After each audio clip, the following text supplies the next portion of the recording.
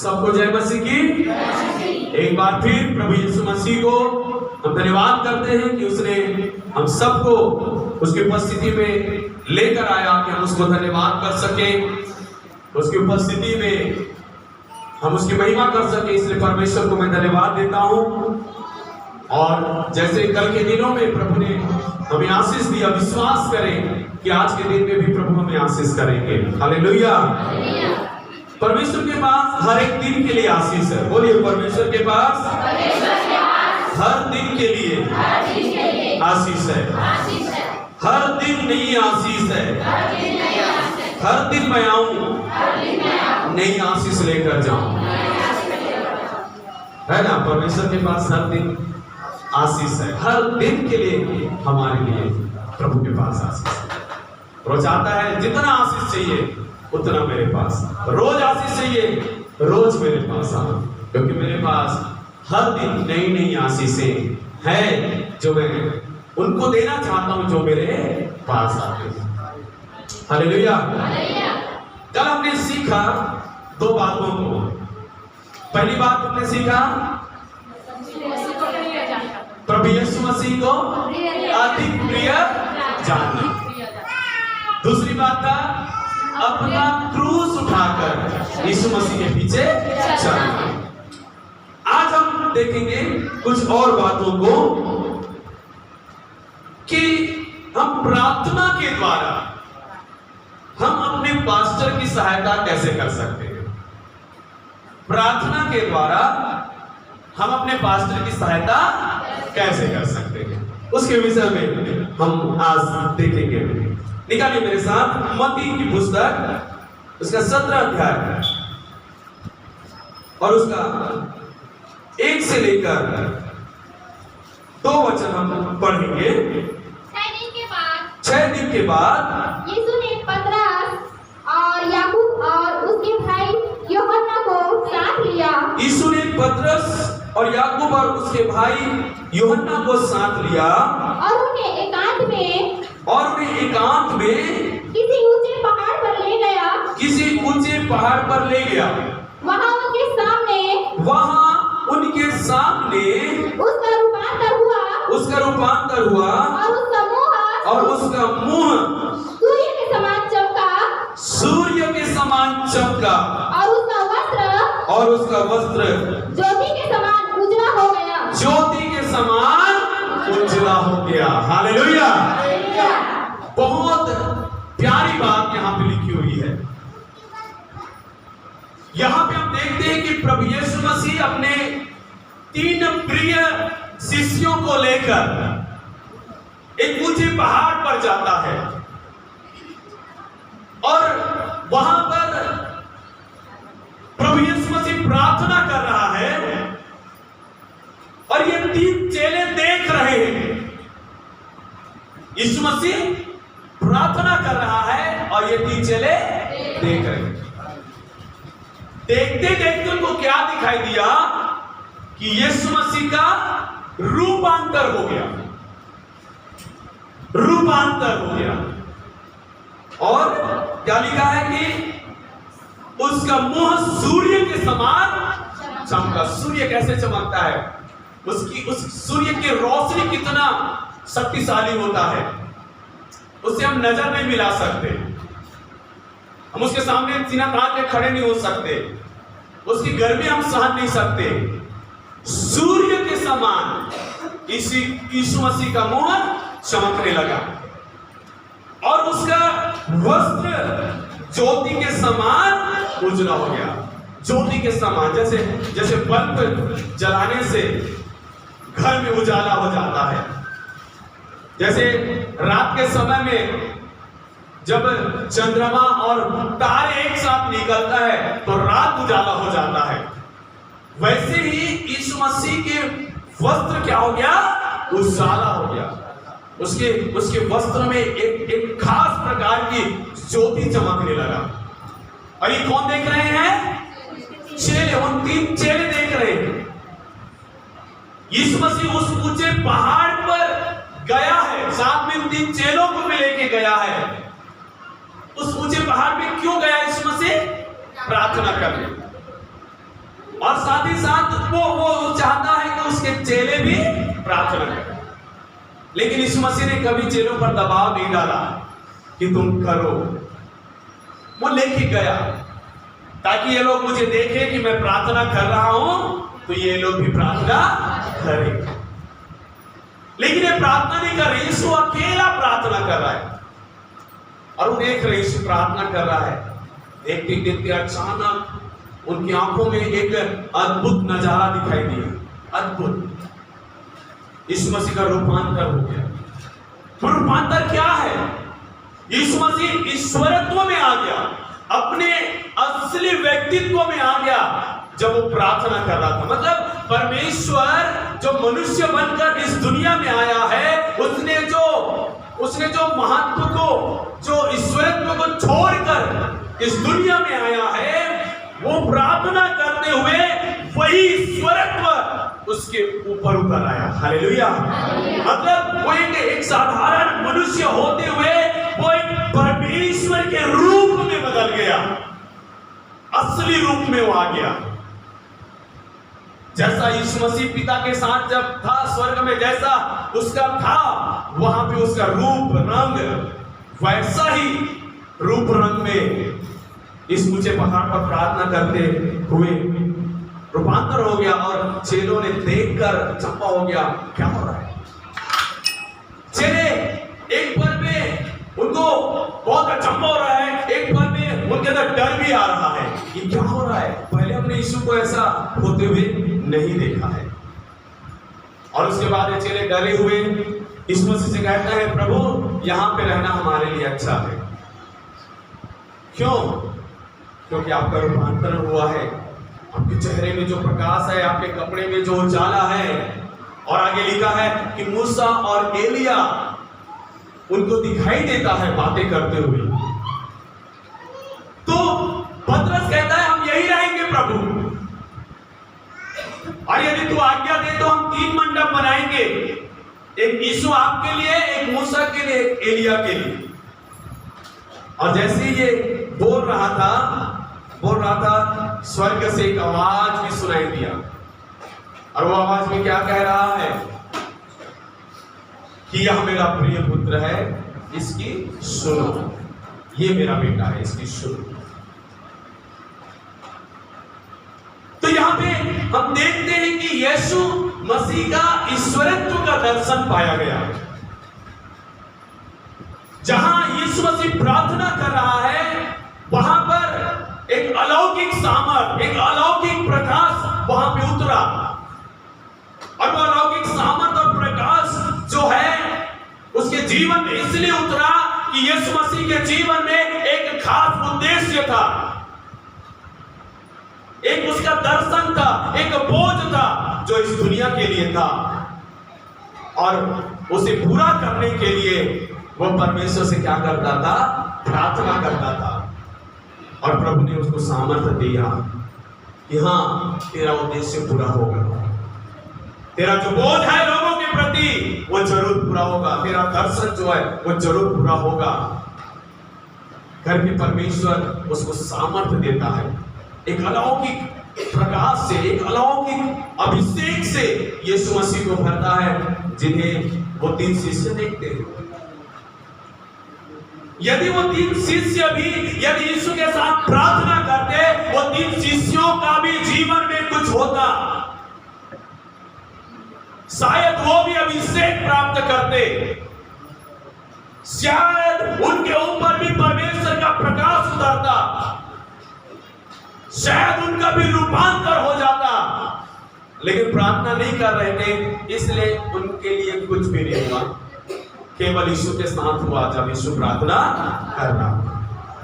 तो इस वजह से मैं आपको बताना चाहूंगा, हमारी कलीसिया का जो अगुवा होता है, जो पास्टर होता है, उनके जीवन का मकसद होता है कुछ, उनका कुछ बोझ होता है, उसका कुछ दर्शन होता है, उसका कुछ उद्देश्य होता है। और हम उसके पीछे, उसके साथ संगति करने वाले कलीसिया है, विश्वासी है। हमारी जिम्मेदारी है कि हम उसके बोझ को अपना बोझ बना लें। उनके दर्शन को अपना दर्शन बना ले, उनके उद्देश्य को अपना उद्देश्य बना ले, और हम प्रार्थना के द्वारा परमेश्वर के सामने इन बातों को रखें कि परमेश्वर हमारे अगवा आपके प्रिय दास के जीवन के सारे उद्देश्य और सारे दर्शन और सारे बोझ पूरा होना चाहिए। उसके लिए हम क्या कर सकते हैं? परमेश्वर से प्रार्थना बहुत जरूरी है। पौलुस बार बार अपनी पत्रियों में अपनी कलीसिया के लोगों को कहता है, तुम मेरे लिए प्रार्थना करना, मेरी सेवकाई के लिए प्रार्थना करना। वो जानता है कि प्रार्थना चाहिए, इसलिए वो कलीसिया को कहता था। इसलिए मेरे प्रिय भाई बहनों, हम कलीसिया होने के नाते, विश्वासी होने के नाते, हमें अपने पास्टर के बोझ को अपना बोझ बना लेना है, उनके दर्शन को अपना दर्शन, उनके उद्देश्य को अपना उद्देश्य बना लेना है, और प्रभु के सामने प्रार्थना के साथ, उपवास के साथ हम परमेश्वर से मांगना चाहिए कि प्रभु ये पूरा होना है, ये पूरा होना है। हालेलुया। कई बार विश्वासियों का कोई दर्शन नहीं होता, कोई उद्देश्य नहीं होता, उनका केवल ये रहता है कि मुझे कलीसिया में संगति करना है, प्रभु में मुझे आगे बढ़ना है, अनंत जीवन के लिए तैयार होना है। यस, ऐसा है आपके जीवन में, तो क्यों ना आप अपने पास्टर के दर्शन को अपना दर्शन बना लें, उनके उद्देश्य को अपना उद्देश्य बना लें, और प्रार्थना के द्वारा उनको सपोर्ट करें। प्रभु के सामने घुटने टेक कर प्रभु से प्रार्थना करें कि प्रभु जी मेरा जो अगवा है उनका हर एक दर्शन आप पूरा कीजिए, उनके हर एक बोझ को आप पूरा कीजिए जो उसने अपने आप में सेवकाई के लिए रखा हुआ है। हालेलुया। और बहुत सारी कलीसियाएं हैं जो अपने पास्टर के बोझ, दर्शन, उद्देश्यों को समझते नहीं है, और उनके लिए कुछ नहीं करते, उनके लिए प्रार्थना भी नहीं करते, लेकिन हमें सहयोग करना चाहिए उनका। तो पहला सहयोग आप क्या कर सकते हैं प्रार्थना के माध्यम से? कि आप उनके दर्शन को, उनके उद्देश्य को, उनके बोझ को अपना समझ के उपवास के साथ प्रभु से प्रार्थना करें, प्रार्थना करें कि प्रभु आप इसे पूरा कीजिए। ये चेले यीशु के साथ थे, यीशु चाहता था कि ये चेले भी उसके साथ प्रार्थना करें, लेकिन प्रार्थना नहीं कर रहे थे। आज पास्टर के साथ कई सारे विश्वासी कर रहे हैं, और पास्टर चाहते हैं उनके लिए प्रार्थना करें, लेकिन कई सारे विश्वासी प्रार्थना वो बस देखते रहते हैं कि पास्टर क्या कर रहा है, पास्टर कहां जा रहा है, पास्टर से क्या हो रहा है, बस इन चीजों को देखते रहते हैं। सही बात है ना? देखते रहते हैं पास्टर क्या कर रहा है, लेकिन समझने की कोशिश नहीं करते कि उनका उद्देश्य को हम समझे, उनको दर्शन को हम समझे, उनका बोझ क्या है लोगों के लिए, हम उनको जाने, और घुटने टेक कर हम उनके लिए प्रार्थना करें, प्रार्थना करें। हालेलुया। तो हमें प्रार्थना के द्वारा अपने पास्टर की सहायता किस प्रकार से कर सकते हैं? आजकल पास्टर हमें बताता है कि हम सेवकाई में क्या क्या करना चाहते हैं, हमारा सेवकाई में उद्देश्य क्या है, हम किस प्रकार से परमेश्वर में दर्शन बनाकर रखे हैं, किस प्रकार से हमारे अंदर बोझ है नाचने जाने वाली आत्माओं के लिए, उनके लिए पास्टर आपके सामने प्रार्थना भी करता है। तो आपको समझ जाना चाहिए कि हाँ, हमारे पास्टर का ये दर्शन, ये बोझ है, ये उद्देश्य है, क्यों ना हम भी अपने पास्टर के साथ प्रार्थना में लग जाएं और परमेश्वर उनके दर्शन को पूरा करें। हालेलुया। जब आप ऐसा करते हैं तो क्या होता है मालूम है? अपने पास्टर के साथ आप भी सेवा में शामिल हो जाते हो। आप उनके साथ जा तो नहीं रहे हो, आप उनके साथ प्रचार तो नहीं कर रहे हो, आप उनके साथ कई प्रकार से यात्रा तो नहीं कर रहे हो, लेकिन प्रार्थना के द्वारा आप उनको सपोर्ट कर रहे हो, और वो भी पास्टर के लिए बहुत होता है। हालेलुया, है ना? दूसरी बात जो पास्टर को सहयोग कर सकते हैं, प्रेरितों की काम, उसका 4 अध्याय निकालिए, प्रेरितों की काम 4 अध्याय,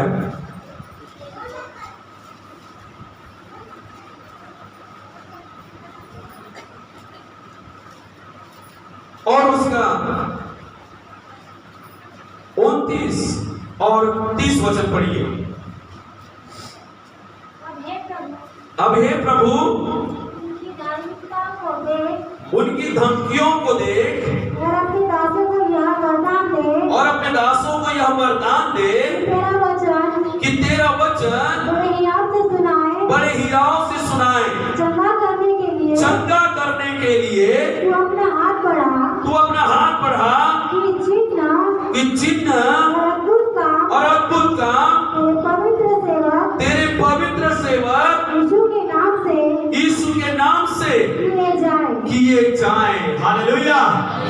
दूसरी बात जो हम प्रार्थना के द्वारा अपने पास्टर की सहायता कर सकते हैं वो ये है कि हम प्रार्थना करें कि हमारे पास्टर के द्वारा परमेश्वर का वचन, परमेश्वर को सुसमाचार सही रीति से अलग अलग क्षेत्रों में, गांव में, परिवारों में लोगों तक पहुंचने पाए। हालेलुया। प्रभु ऐसा वचन दे, ऐसा सुसमाचार के लिए द्वार खोल कि हम नहीं जा पा रहे हैं। प्रभु आपका दास, हमारा पास्टर वहां पे जा सके और लोगों को सुसमाचार सुना सके, लोगों के लिए प्रार्थना कर सके, लोगों को परमेश्वर में जीत सके। ऐसा सामर्थी वचन उनको दे। हालेलुया। मालूम है पतरस जब प्रचार कर रहा था, पढ़ने जा रहा था, जब प्रचार करते हुए जा रहा था, कुछ विरोधियों ने पतरस को पकड़ लिया और उनको जेल में डाल दिया।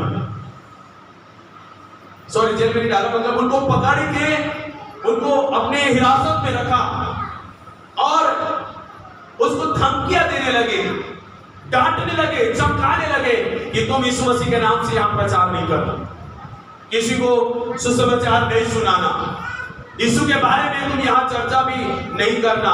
उनको धमकी दिए, चमकाए, डांटे और उसके बाद उसको छोड़ा। लेकिन उसके बाद पतरस क्या किया मालूम है? कलीसिया में आया, अपने विश्वासियों के पास आया और पतरस ने बताया कि ऐसा ऐसा हमारे साथ हुआ है। तो सारे कलीसिया इकट्ठे होकर, सारे विश्वासी इकट्ठे होकर क्या करने लगे? परमेश्वर से प्रार्थना करने लगे अपने पास्टर के, प्रभु अपने दास को ऐसा सामर्थ दे कि और जाकर सुसमाचार सुना सके, और जाकर लोगों को वचन बता सके। वो प्रार्थना करने लगे कि परमेश्वर ऐसा हो कि तू अपने दास को, हमारे पास्टर को ऐसा वरदान दे प्रभु कि तेरा वचन बड़े हियाव के साथ सुनाए और उनके सेवकाई के द्वारा तू अपने हाथ को बढ़ा कि तेरे नाम से चिन्ह और अद्भुत काम प्रकट किए जाए। हालेलुया। हमेशा प्रार्थना के द्वारा अपने पास्टर की सहायता कर सकते हैं कि प्रभु जी हम तो नहीं जा पा रहे, हमारे जीवन में ऐसा दर्शन नहीं है, लेकिन हमारा पास्टर जाता है सेवकाई, कई सारी रुकावटें आती है, बाधाएं आती है उनके जीवन में, लोग धमकियां देते हैं, लोग उनको रोकते हैं, परेशान करते हैं कि यहां सेवा मत कर, यहां वचन नहीं सुनाना है, यहां यीशु के बारे में नहीं बोलना है। कई सारी समस्याओं का सामना पास्टर लोग करते हैं।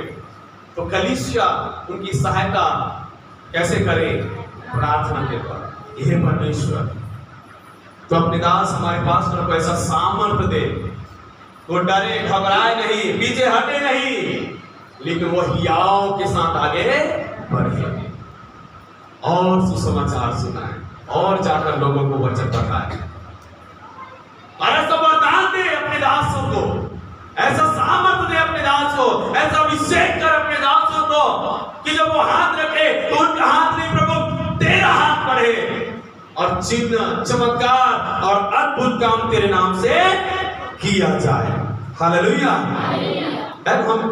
हम यदि ये चाहत रखेंगे और प्रार्थना करेंगे, ये होने लगेगा। हमारी प्रार्थना के द्वारा ये होने लगेगा। तो हम उसकी सहायता कर सकते इस प्रकार से प्रार्थना के द्वारा कि प्रभु अपने दास के साथ ऐसा कीजिए, आप उनको ऐसे सामर्थ और अभिषेक कीजिए कि जहां भी सेवा में जाए उनके द्वारा आत्माएं बचे, सुसमाचार लोगों तक पहुंचे, बीमार लाया जाए वो चंगे हो जाए, मुर्दे जिलाए जाए, हर प्रकार की समस्या वाले लोग छुटकारा पाए। ऐसा प्रार्थना कर विश्वासी अपने पास्टर की सहायता कर सकते हैं। हालेलुया, है ना। कई सारे ऐसे विश्वासियों को देखना जो विवाद करते हैं, इस कलीसिया में आने से कुछ नहीं होता, ये पास्टर के द्वारा कुछ नहीं होता, ये ढंग से वचन नहीं बता पाता, ये इसकी प्रार्थना से किसी को छुटकारा नहीं होता, कोई चमत्कार नहीं होता है। कई सारे लोग विवाद करते हैं कि हमारा पास्टर से कुछ होता नहीं है। प्रार्थना करना छोड़कर विवाद करते हैं, प्रार्थना करना छोड़कर उनकी कमियों को ढूंढने लगते हैं। नहीं मेरे प्रियो, एक सच्चा विश्वासी अपने पास्टर के साथ खड़े होकर उनके बोझ, उनके दर्शन को, उनके उद्देश्य को अपना बनाकर उनके द्वारा परमेश्वर के सामर्थ्य काम होने के लिए हम बोझ के साथ उनके लिए प्रार्थना करें। हालेलुया। जो नहीं हो रहा है वो होना है प्रभु उनके हाथों से, उनके शब्दों से होना है प्रभु करके हम कलीसिया, हम विश्वासी घुटने टेक कर प्रभु से प्रार्थना कर सकते हैं। और मैं विश्वास करता हूं यदि वो पास्टर से ऐसा नहीं हो रहा है, कलीसिया की प्रार्थना के द्वारा होना शुरू हो जाएगा। हालेलुया। प्रार्थना में शक्ति है जो हो सकता है, क्योंकि मालूम है कई बार ऐसा होता है हम अपने लिए मांगते हैं, हमको मिलता नहीं है, दूसरे के लिए मांगते मिल जाता है।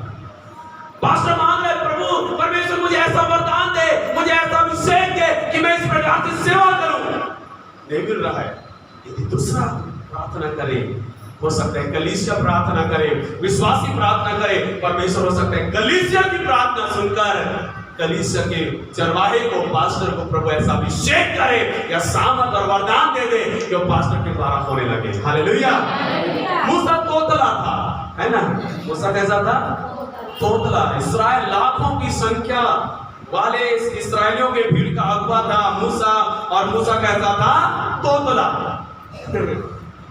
लेकिन कैसे वो इस्तेमाल हुआ, कैसे उसके द्वारा चिन्ह चमत्कार हुआ? परमेश्वर ने कहा, देख मैं तेरे भाई हारून को मैं तेरे साथ देता हूँ। हालेलुया। मैं तेरे साथ होने के लिए किसको देता हूँ? हारून को देता हूँ, और मैं तुझे एक लाठी भी देता हूँ। इन दोनों की सहायता से मूसा खड़ा रहा और उसके द्वारा चमत्कार होने लगा। हालेलुया। हम देखते हैं ऐसा, तो हमें ये सेवा में हम पास्टर की मदद कर सकते हैं। तीसरी बात है, मेरे तो काम 12 अध्याय में आ जाइए।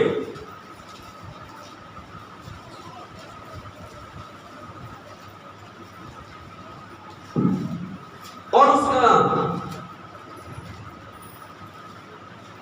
4 और 5 वचन।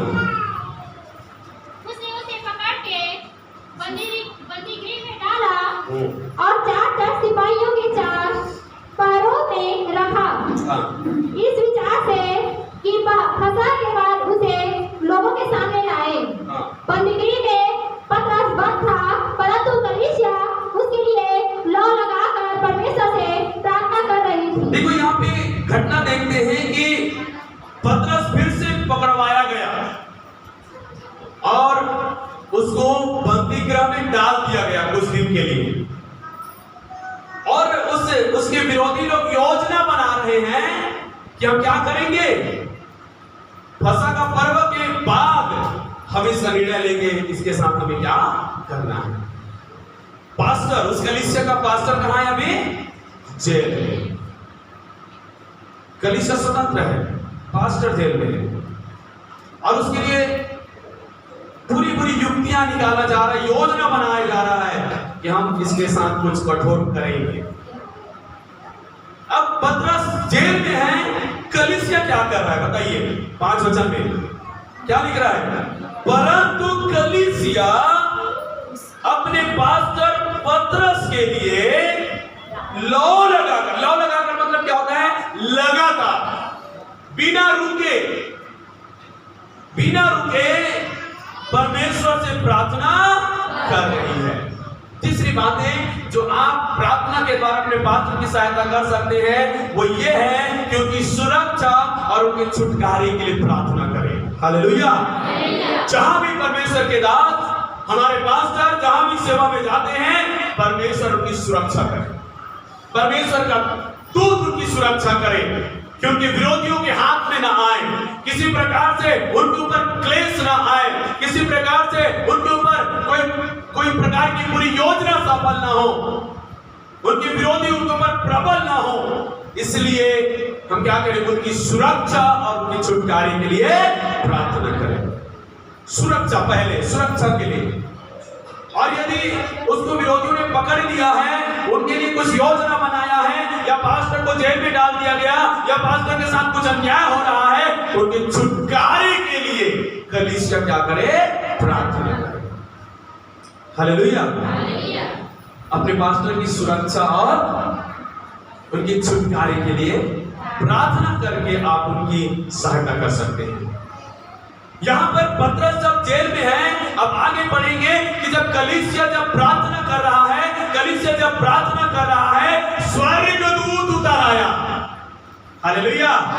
कलीसिया की प्रार्थना के द्वारा स्वर्गदूत उतरा, उस बंदी गृह में गया, बंदी गृह का द्वार खुला, पतरस के हाथों का जंजीर खुला, और उस स्वर्गदूत ने पतरस को ऐसा हाथ मारा और कहता चल उठ, और कहता मेरे पीछे चल। और बंदी गृह से पतरस स्वर्गदूत के पीछे चलते चलते बाहर निकल आया, और आगे जाके स्वर्गदूत उसको छोड़कर चला गया। फिर पतरस की प्रार्थना करने वाले घर के पास गया, और जब दरवाजे को खटखटाया तो एक विश्वासी जब दरवाजे से झांक कर देखती है तो बड़ी आनंद के साथ दरवाजा बिना खोले वापस जाकर अपने साथियों को बताती है कि हम पतरस से प्रार्थना कर रहे हैं, और पतरस हमारे घर के दरवाजे के सामने खड़ा हुआ है। विश्वास नहीं कर, तुम पागल हो गए करके बोल रहे बाकी कलीसिया के लोग। लेकिन जब बार बार बोली तो लोगों ने दरवाजा खोला, और क्या था कि पतरस उनके सामने था। वो सुरक्षित और छुटकारे के साथ उनके साथ था। वो पास्टर अपने कलीसिया के साथ था, क्योंकि वो कलीसिया उनके लिए लौ लगाकर क्या कर रही है। हालेलुया।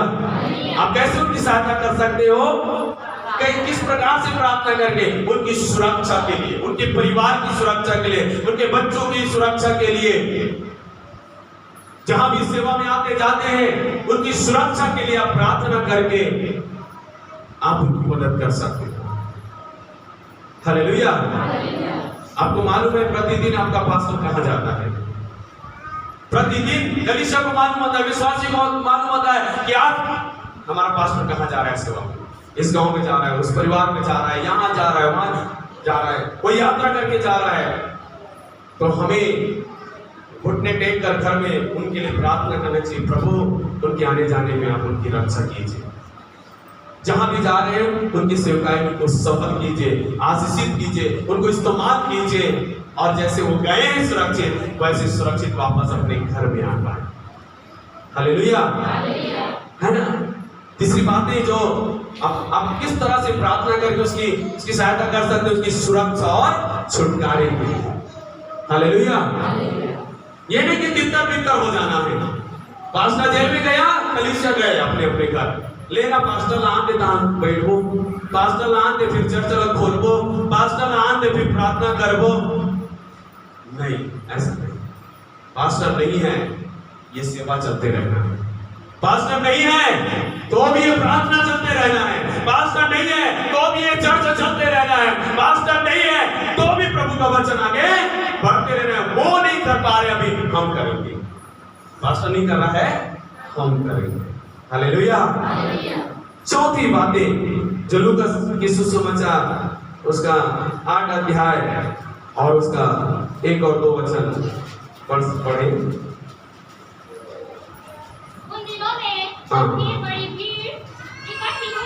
उन दिनों में जब बड़ी भीड़ इकट्ठी हुई और उनके पास कुछ खाने को रुको लूका 8 अध्याय उसका 1 और 2 वचन, 1 से 3 वचन, 1 से 3 वचन। इसके बाद वह नगर गांव प्रचार करता हुआ और परमेश्वर के राज्य का सुसमाचार सुनाता फिरने लगा, और वे 12 उसके साथ थे। इसके बाद वह नगर नगर और गांव गांव में प्रचार करता हुआ और परमेश्वर के राज्य का सुसमाचार सुनाता हुआ फिरने लगा, और वे 12 उसके साथ थे। हाँ, और कुछ स्त्रियां भी थी जो दुष्टात्मा से और बीमारियों से छुड़ाई गई थी। और कुछ स्त्रियां भी उनके साथ थी जो दुष्टात्माओं से और बीमारियों से छुड़ाई गई थी। हाँ, और वे ये हैं मरियम जो मगदली कहलाती थी, जिसमें 7 दुष्टात्माएं निकली थी, जिसमें से 7 दुष्टात्माएं निकली थी। और हेरोदेस के भंडारी खोजी की पत्नी योहाना, और हेरोदेस के भंडारी खुजा की पत्नी योहाना, और बहुत सी अन्य स्त्रियां, और सुसन्ना और बहुत से अन्य स्त्रियां अपनी संपत्ति से उसकी सेवा करती थी। और अपनी संपत्ति से उसकी सेवा करती थी। देखिए यहाँ पे लिखा है कि प्रभु यीशु मसीह गांव-गांव में, नगर-नगर में जाकर सुसमाचार, परमेश्वर का राज्य का सुसमाचार सुनाता हुआ क्या करने लगा? फिरने लगा। और 12 चेले भी उसके साथ थे और कुछ स्त्रियां भी उनके साथ थी। वो स्त्रियां जो यीशु के द्वारा दुष्टात्मा से छुड़ाई गई थी, यीशु के द्वारा चंगे किए गए थे, ऐसी कुछ स्त्रियां भी यीशु के साथ थी। वो स्त्रियां किस प्रकार से यीशु मसीह की सहायता कर रही है? अपनी संपत्ति के द्वारा उनकी सेवकाई में क्या कर रही है? मदद कर रही है। हालेलुया। यहाँ पे साफ-साफ लिखा है ना, ये अपनी संपत्ति से उसकी सेवा कर रही है। तो प्रार्थना, आप कैसे प्रार्थना करके अपने पास्टर की सहायता कर सकते हैं कि प्रभु जी हमारे पास्टर जो इस प्रकार से सेवा कर रहा है, कहीं भी आता जाता है, कहीं भी सेवकाई में घूमता है, कलीसिया लगाता है, इसमें कई सारी प्रकार की आवश्यकताएं होती है, जरूरतें होती है। प्रभु उनको अपने परिवार के लिए जरूरत होती है, चर्च के लिए जरूरत होती है, गाड़ी में आने जाने में बहुत सारी चीजों की जरूरत होती है, सेवकाई के लिए अन्य चीजों की जरूरत होती है।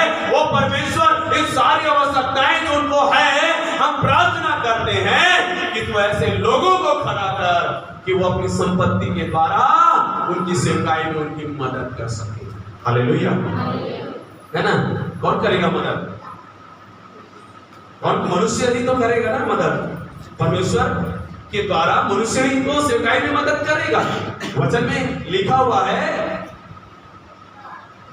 कि जब सेवा करने वाला जो बैल होता है, मतलब घास खेत में काम करने वाला जो बैल होता है, वो चारा कहां से खाता है? वो खेत से तो खाता है। तो जो पास्टर जो सेवा कर रहा है, बहुत सारी चीजों की उसकी जरूरत होती है, हम सब जानते हैं। तो आवश्यकताएं पूरी कैसे होगी? हाँ, हम दे नहीं सकते, ठीक है, हमारे पास नहीं है, ठीक है, हम दे नहीं सकते, तो प्रार्थना कर सकते हो आप कि उनकी सारी आवश्यकताएं पूरा किया जाए। हालेलुया। प्रभु हम नहीं दे पा रहे हैं, जो सक्षम है उनके मन को खोलिए कि वो उनकी मदद कर सके। हालेलुया, है ना? ये बहुत बड़ी चीज है ये, लेकिन बातों को सोचते नहीं है लोग। तो हम प्रार्थना करके उनके आर्थिक व्यवस्था, आर्थिक चीजों की आवश्यकताओं के लिए हम परमेश्वर से प्रार्थना करें कि प्रभु उनकी ये जरूरत है, हम उनके लिए प्रार्थना करते हैं कि आप उनके लिए द्वार खोलिए, उनके लिए रास्ता खोलिए प्रभु, लोगों के मन को खोलिए प्रभु। ऐसा सहायता कीजिए कि कलीसिया में अच्छे भेंट आने लगे, कलीसिया में अच्छे दान आने लगे, कलीसिया में अच्छे दशमांश आने लगे, जिसके द्वारा उनकी पास्टर जी के उनके सारी जरूरतें भी पूरी हो, साथ ही साथ चर्च की जरूरतें पूरी हो, साथ ही साथ सेवकाई और तेजी से आगे बढ़ने पाए। हालेलुया।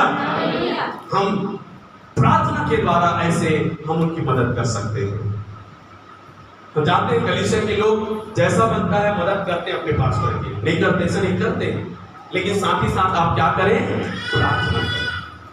जब आप प्रार्थना करेंगे कई सारे द्वार खोलेंगे मेरे लिए। वचन कहता है कि कलीसिया को मैं बनाऊंगा और अधोलोक के फाटक प्रबल। तो कलीसिया इतना सामर्थ्य होता है कि बंद दरवाजे क्या हो जाएंगे? खुल जाएंगे। तो कलीसिया प्रार्थना करें अपने पास्टर की जरूरतों के लिए, सेवकाई की जरूरतों के लिए, निश्चित तौर से उनकी सारी आवश्यकताएं पूरी हो जाएंगी। हालेलुया, है ना? तो ये 4 बातें, बहुत सारी चीजें हैं बहुत सारी बातें हैं जिनके द्वारा हम अपने पास्टर की मदद कर सकते हैं, लेकिन मैंने यहाँ पे केवल प्रार्थना के विषय में बताया है कि प्रार्थना के माध्यम से आप किस प्रकार से अपने पास्टर की मदद कर सकते हैं। पहला कि उनके बोझ, दर्शन, उनके उद्देश्य को अपना बनाकर बोझ के साथ प्रभु से प्रार्थना करें। दूसरा कि वो जहां भी सेवा में जाते हैं, प्रभु उनको ऐसी सामर्थ्य दे, ऐसा प्रकाशन दे कि उनके द्वारा हर जगह में सुसमाचार का वचन सुनाया जा सके और उनके हाथों के द्वारा चिन्ह, चमत्कार और अद्भुत काम होने पाए। तीसरी उन प्रार्थना कर सकते हैं कि प्रभु हमारे पास्टर की सुरक्षा कीजिए, जहां भी सेवा में आते जाते हैं उनकी और उनके परिवार की सुरक्षा कीजिए, और यदि कोई मुसीबत में पड़ गए हैं उनको छुटकारा दीजिए करके आप प्रार्थना कर सकते हैं। चौथी बात, आप प्रार्थना कर सकते हैं क्योंकि सेवकाई के लिए या परिवार के लिए या व्यक्तिगत तौर से जो भी उनकी आवश्यकताएं हैं वो यीशु मसीह के नाम से पूरा किया जा सके। इसके लिए आप क्या कर सकते हैं? प्रार्थना। हालेलुया। ये 4 विषय है जो आप घर बैठे अपने पास्टर के लिए प्रार्थना करके आप उनकी मदद कर सकते हैं। हालेलुया। ये 4 विषय को प्रतिदिन आप रखिए अपने मन में, और जब भी आप प्रार्थना करते हैं सबसे पहले अपने पास्टर के लिए प्रार्थना कीजिए, उसके बाद जो विषय आपका हो उसके लिए प्रार्थना कीजिए। आप देखेंगे कुछ समय में, कुछ दिनों में पश्चात आप देखेंगे कि आपकी कलीसिया कैसे चल रहा है, आपका पास्टर का सेवकाई कैसे चल रहा है। हालेलुया। आप देखेंगे मेरे प्रियो, लेकिन उसके पीछे प्रार्थना का सपोर्ट होना बहुत जरूरी है। प्रार्थना, जैसे हर एक विश्वासियों को प्रार्थना की जरूरत है, दौड़ कर जाते हैं पास्टर के पास, मेरे लिए प्रार्थना कर दो, पास्टर जी मेरे लिए प्रार्थना कर दो। मजबूत विश्वासी के पास जाते हैं, बहन भाई मेरे लिए प्रार्थना कर दो। वैसे ही पास्टर भी एक मनुष्य है, वो भी कहीं ना कहीं निर्बल है, कमजोर है, उनकी भी कई आवश्यकताएं हैं, उनके जीवन में भी कई प्रकार की परिस्थितियां उनके जीवन में है, लेकिन उस सब बातों को भूल कर भी वो आपके लिए सेवा कर रहा है, आपके लिए प्रार्थना कर, आपको वचन बता, अपनी बातों को भूल कर वो आपको आगे बढ़ाने में लगा हुआ है। इसलिए आपकी जिम्मेदारी है कि कम से कम प्रार्थनाओं के द्वारा आप उनको इस प्रकार से मदद कर सकते हैं। हालेलुया। यदि आज तक आपने ऐसा नहीं किया अपने पास्टर के लिए, तो आज से करना शुरू कर दीजिए, करना शुरू। आप जब ये सेवा में आप सहयोग करेंगे इस प्रकार से प्रार्थना के द्वारा, मैं बताऊं आपको, पास्टर के साथ आपका रिश्ता और मजबूत हो जाएगा, पास्टर और उसके परिवार के प्रति आपका प्रेम और बढ़ जाएगा, आदर और बढ़ जाएगा, और आप उसके नजदीक होने के कारण से पास्टर का अभिषेक आपके जीवन में आना शुरू होगा, पास्टर की आशीष आपके जीवन में आना शुरू होगा, और आप भी एक दिन एक सेवा के समान खड़े हो जाएंगे। जैसा यहोशू, मूसा के बाद परमेश्वर ने कहा यहोशू को खड़ा कर, क्योंकि दिन रात ये मूसा की सेवा करता था। हालेलुया, है ना। जैसे एलीशा को परमेश्वर ने खड़ा किया, क्योंकि एलीशा किसकी सेवा कर रहा था? एलिया की सेवा कर रहा था, परमेश्वर ने खड़ा किया। जैसे वो चेले वो प्रेरित यीशु मसीह को खड़ा किया, क्योंकि 3.5 साल तक वो यीशु के साथ रहे थे। यीशु के जाने के बाद पवित्र आत्मा ने उनको खड़ा किया, अब तुम ये काम को करो, परमेश्वर आपको भी खड़ा करेगा जब आप अपने पास्टर के साथ ऐसा करेंगे। Hallelujah, hallelujah. तो आज मैंने इन बातों को आपके सामने रखा कि आप अपने पास्टर की सहायता प्रार्थना के द्वारा कैसे कर सकते हैं। पहला, उनके लिए प्रार्थना पॉइंट रखें कि उनका दर्शन, उनका बोझ हमारा दर्शन है, उनको बांध करना रखे। नहीं पास्टर आ जगह छोड़ के मत जाएगा, यही जगह प्रार्थना करते रहे, यही जगह प्रार्थना चलते रहा, नहीं, उनके दर्शन में साथ दे। एक समय आए कि एक जगह से दूसरे जगह जाना है, आप भी तैयार हो जाइए, मुझे अपने पास्टर के साथ एक जगह से दूसरी जगह शिफ्ट होना, हम तैयारी के साथ, है ना, उनके दर्शन बोझ को लेकर, उनके प्रचार का काम बढ़े और चिन्ह चमत्कार हो, उनकी सुरक्षा, उनकी छुटकारा के लिए और उनकी सारी आवश्यकताओं के लिए प्रार्थना करके आप उनकी सहायता कर सकते हैं। आमीन, हालेलुया। तो तैयार हैं आप इस प्रकार से अपने पास्टर की सहायता करने के लिए? हालेलुया। ज्यादा तो कुछ नहीं कर सकते, लेकिन प्रार्थना के लिए कुछ आवश्यकता, बस घुटने में आना है। जहां भी हो घुटने में आना है कि 4 विषय को लेकर प्रार्थना करें, प्रार्थना करें। प्रार्थना की सामर्थ पास्टर के द्वारा काम करेगा। हालेलुया। कंप्लेन ना करें, उनसे विवाद ना करें, उनसे ज्यादा बातचीत ना करें, लेकिन उनके लिए क्या करें? प्रार्थना करें। जो आप चाहते हो कि आपका पास्टर कैसा होना चाहिए, वैसा होने के लिए आप बातें ना करें, आप वैसा होने के लिए प्रार्थना करें। हालेलुया।